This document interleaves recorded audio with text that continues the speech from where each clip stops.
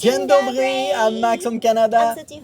Welcome to our channel, and today we are reacting to the story behind Polish National Anthem. Yeah. Polish National Anthem by the In Your Pocket City Guide YouTube channel. Thank you for the amazing video. Let's get started. Let's go. Poland is not yet lost, so long as we still live. You may have heard these lines before, especially if you have an interest in Polish history.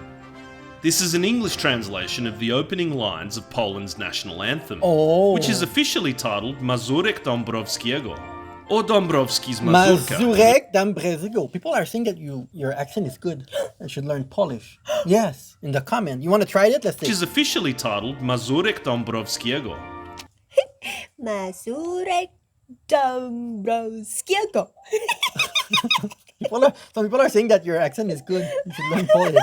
Okay. Or Dąbrowski's Mazurka in English.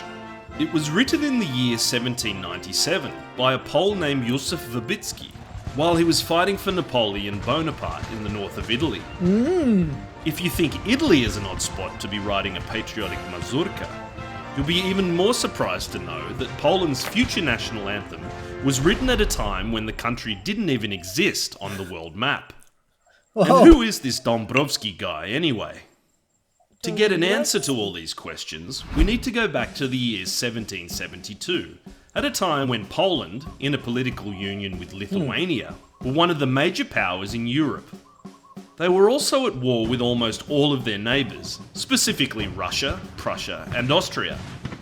Over the next 23 years, the territories of the Polish-Lithuanian Commonwealth were gradually partitioned between these three powers. Look at that. They're sandwiched between power and they steal everything from them.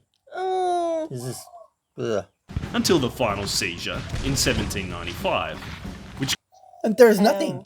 Prussia, Austria, and the Russian Empire took everything. That's it. Not even on the map. Yeah. completely erased Poland from the map. The Polish people, however, were not willing to go down without a fight, and looked towards revolutionary France for help against the common enemy. Many Polish soldiers and military commanders emigrated to French territory in order to join Napoleon's Grande Armée, the Grand Army. One of these men was Józef Wybicki, a Polish nobleman from Pomerania. Together with General Jan... It's north of Poland. It's the name of a dog. It's where the Pomeranian dog is from too. Yeah. It's northwest of Poland, I think. It's north somewhere. and Henryk Dąbrowski, they formed the Polish Legion of the French Grand Army in 1797.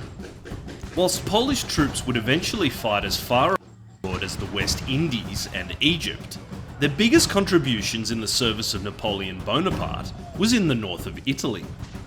It was here in mid-July of 1797, in the town of Reggio Emilia, that Józef Wybicki penned the words to an inspiring poem designed to uplift the morale of the Polish legions.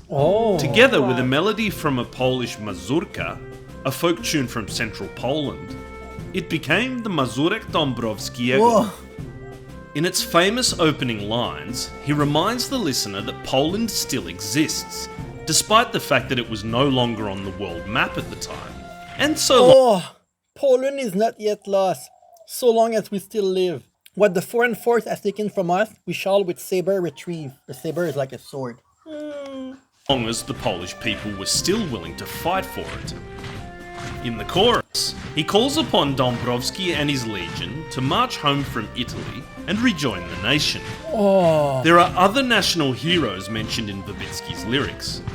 These include Stefan Czarniecki, a nobleman who fought the Swedes during their invasion of Poland in the 17th century, and who helped inspire an uprising in Poznan during their... Wait, is that the real national anthem? Or it's like people that like to think, because I know in Poland that you guys have different idea of which song should be the national anthem. Is that the real one? The real one? Is it? Because the history is kind of crazy, amazing. Yeah. occupation. In Wybicki's original version, Tadeusz Kościuszko, the famous Polish revolutionary, is mentioned in regards to the Battle of Wrocławice, where he led scythe-wielding peasants in a victory against Russia. Ironically, however, Kosciuszko never approved of Poles fighting alongside the French in a foreign conflict, along with other political decisions that would be made some years later. What are they supposed to do? I mean, they getting invaded by everyone, and France, Napoleon said, "Hey, maybe we can help you." Yeah. Of course, like they did not think like, "Oh, the French care so much about us." You know, the French wanted something in return. Yeah, they always something. Yeah, it's called being opportunistic, right? The French are also fighting the British. They are fighting other people, so they need help, and they are gonna use a Pole because they know that they're a good fighter and everything. But it's not like they are buddy too. You know, it's not like. The only non-Pole mentioned in the song is Napoleon Bonaparte, the official sponsor of Poland's latest attempt at independence, and a so-called example as to how it should be done. But how interested was Napoleon in Polish independence? Although Dąbrowski appealed to his superior to be mobilised towards partitioned lands, Napoleon took his time and made good use of the Polish legions elsewhere. Eventually, in 1806, he gave Dąbrowski and Wybicki his blessing to orchestrate an uprising in Greater Poland, Whoa. which is the area surrounding the city of Poznań. This led to the creation of the Duchy of Warsaw, which was effectively a client state of Napoleon, run by the King of Saxony. Despite hopes that Napoleon would allow for an independent Polish kingdom to be formed, this would all change following the disastrous campaign against the Russian Empire in 1812, as Napoleon's forces fell back towards France and ultimate defeat. The surrounding powers were able to take back their partitions, swiftly ending the short life of the Duchy of Warsaw. It would be more than a century before Poland finally gained its independence at the end of World War I. Whoa. All the while, Mazurek Dąbrowskiego was a sort of spiritual beacon for Poles living under occupation. Much like the opening lines of the song, the idea of Poland had remained alive amongst its people, who, since the beginning of the partitions, had sought out a new life abroad in many different countries. France, the US, South Africa, Azerbaijan, Brazil, Really? and Australia, making it one of the largest diasporas in the world, even today. With the Polish state resurrected in 1918, Mazurek Dąbrowskiego was officially written into the Polish constitution in 1927 as the country's national anthem. Oh my God. And then World War II. Oh my goodness. They're not gonna talk about it. In many regards, it is the song that defined the Polish identity. And since Wybicki first penned the lyrics in 1797, Poland has faced an unprecedented number of challenges. But regardless of its turbulent history, and come what may in the near future, one thing is for sure. The nation of Poland will always exist, so long as there are people who identify as being Polish. Thank goodness, these days you guys don't have land. You guys don't have country. You know, some of the country they're not even be a country anymore, but there are people still there.